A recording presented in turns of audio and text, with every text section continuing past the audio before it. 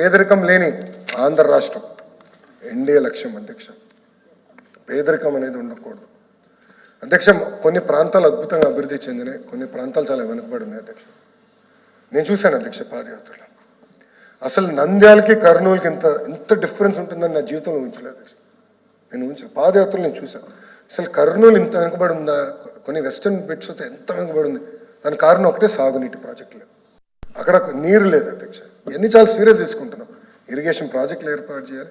వ్యత్యాసం లేకుండా అన్ని ప్రాంతాలు సమగ్ర అభివృద్ధి చెందాల లక్ష్యంతో మన ప్రభుత్వం పనిచేస్తుందని ఆంధ్ర రాష్ట్ర ప్రజలు తెలుపుకుంటూ, అంతేకాకుండా అధ్యక్ష పేదరికం లేని ఆంధ్ర రాష్ట్రం మన ప్రభుత్వ లక్ష్యం.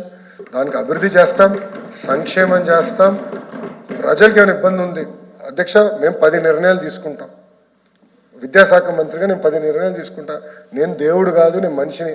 కొన్ని పొరపాట్లు జరుగుతాయి, చెప్పండి, సరిదిద్దుకోవడానికి సిద్ధంగా ఉన్నా.